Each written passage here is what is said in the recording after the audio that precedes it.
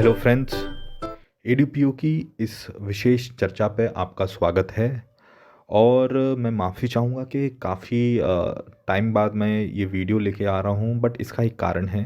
इसका कारण ये है कि यूट्यूब पर जितनी कट ऑफ को लेके चर्चाएं थीं, उन सबको एनालाइज करने में टाइम लगता है।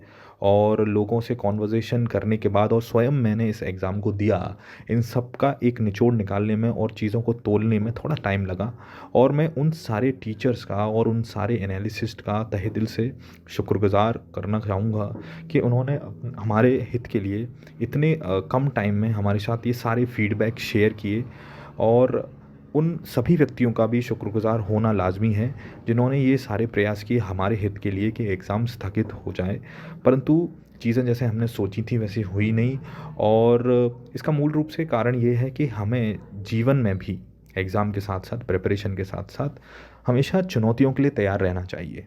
चुनौतियाँ और परिस्थितियाँ कभी आपको बता के आने वाली नहीं हैं। तो one should always B battle ready. हमें अपने गार्ड्स कभी डाउन नहीं करने चाहिए, कब बैटल का बुलावा आ जाए। एक सोल्जर कभी भी इस इंतज़ार में नहीं रहता कि उसको बैटल के लिए 1 महीने पहले से सूचित कर दिया जाएगा। उसे हमेशा बैटल रेडी रहना पड़ेगा।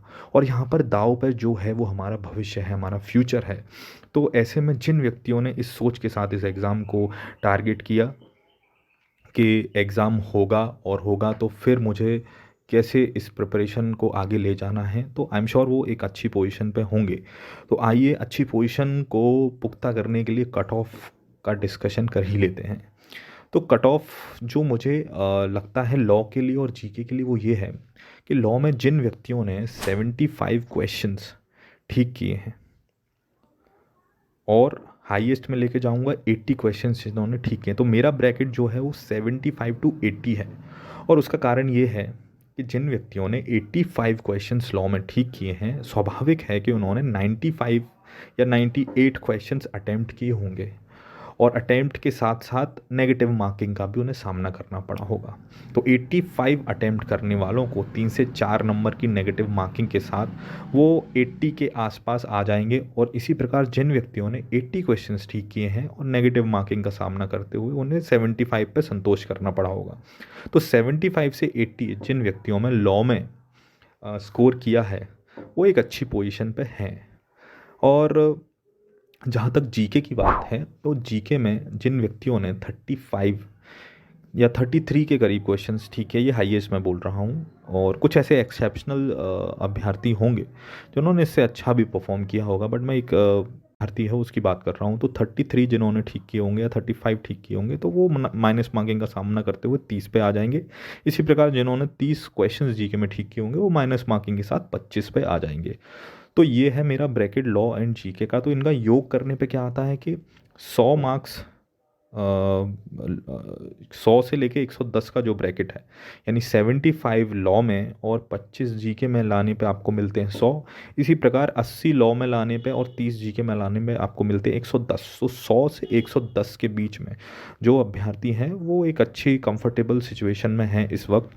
और अगर मार्क्स की दृष्टि से देखा जाए तो इनको अगर 3 से मल्टीप्लाई कर लिया जाए तो 300 से 330 के ब्रैकेट में जो बच्चे फॉल कर रहे हैं, वो एक अच्छी पोजीशन पे है। बट इसमें मैं एक चीज़ और बोलना चाहूँगा कि ये एक मेरा अनुमान है, और अनुमान अक्सर जो है विपरीत भी हो सकते हैं। जिस प्रकार हमने सोचा था कि लॉ का जो क्वेश्चन पेपर होगा वो बहुत डिफ़िकल्ट होने वाला है, बट उसके विपरीत ही हुआ। जीके का हम जो सोच रहे थे कि मॉडरेट होने वाला है, वो डिफ़िकल्ट हो गया, तो उसके विपरीत ही हुआ। तो ये मेरा अनुमान है। काफ़ी एनालिसिस की वीडियो देख रहा था, तो वो लोग 280 से 300 भी कोट कर रहे हैं। वो भी ठीक हो सकता है, हमें नहीं पता। बट ये मेरे दृष्टिकोण से, और उसका रीज़न क्या है? उसका रीज़न ये है कि सबसे पहले लॉ का एक क्वेश्चन पेपर काफ़ी इजी आया था, तो लोगों ने काफ़ी सही क्वेश्चंस को काफ़ी हद तक क्वेश्चंस ठीक किए हैं। और जीके में थोड़ा डिफ़िकल्ट था, तो उसी हिसाब से मैंने ब्रैकेट को काफ़ी नीचे लिया है। तो ये दो कारण थे। और तीसरा जो सबसे महत्वपूर्ण कारण है वो ये है कि अन्य एग्ज़ामों में 10 गुना बच्चे आगे जाते हैं, पर इस एग्ज़ाम में ऐसा नहीं होने वाला। इसमें सिर्फ 3 गुना बच्चे आगे जाने वाले हैं। तो यानी जनरल की अगर 70 सीट्स हैं, तो सिर्फ 240 बच्चे वो इंटरव्यू में देखना चाहते हैं। और ऐसे में आपको एवरेज से काफ़ी अच्छा परफॉर्म करना पड़ेगा, क्योंकि भारत में और पूरे मध्य प्रदेश में एवरेज से काफ़ी अच्छा परफॉर्म करने वाले 240 बच्चे तो उन्हें मिल ही जाएंगे, ऐसा मेरा मानना है। इसलिए कट ऑफ मैंने 300 से 330 के बीच रखा हुआ है। और वहीं अगर आप ओबीसी की बात करें तो उसको आप 280 से 300 कर सकते हैं, और एससी के लिए आप उसको 250 से 280 कर सकते हैं, और एसटी के लिए आप 230 से 250 का जो कट ऑफ का ब्रैकेट है उसको कर सकते हैं। और उन अभ्यर्थियों को हताश और निराश होने की ज़रूरत नहीं है जो इस ब्रैकेट में नहीं फॉल कर रहे, क्योंकि ये अनुमान विपरीत भी हो सकते हैं, और फाइनल जो लिस्ट आने वाली है उससे हम सब आश्चर्यचकित भी हो सकते हैं। तो ये संभावनाएं हमेशा बनी रहती हैं, ये सारा संभावनाओं का ही खेल है। तो ये थी कट ऑफ का चर्चा मेरे हिसाब से। और अब आगे बात करते हैं कि रिज़ल्ट कब आने वाला है।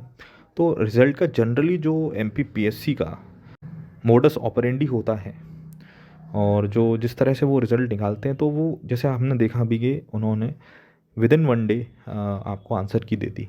तो आंसर की के देने के बाद वो 6 दिन के में आपसे जो भी ऑब्जेक्शन है उसको मांगते हैं, और 7 दिन के बाद ऑब्जेक्शन उनके पास आने के बाद 7 दिन के अंदर अंदर वो फाइनल आंसर की, रिवाइज आंसर की अपलोड कर देते हैं। तो इस तरह से 14 दिन हो गए ये सारी प्रक्रिया में।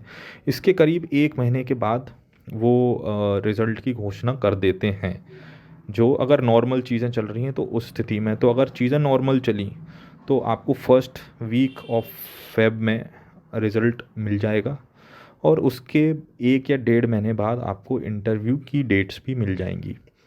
तो 1 महीने बाद डेट्स नहीं मिलेंगी, मतलब 1 या 1.5 महीने बाद इंटरव्यू कंडक्ट कराए जाएंगे। तो इस हिसाब से इंटरव्यू मार्च से अप्रैल के बीच में आपके कंडक्ट हो जाएंगे।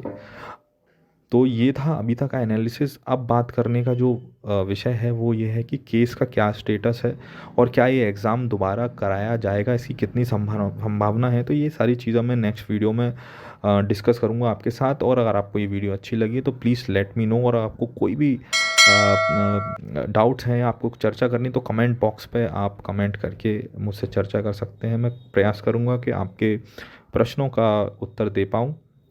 तो thank you very much for watching this.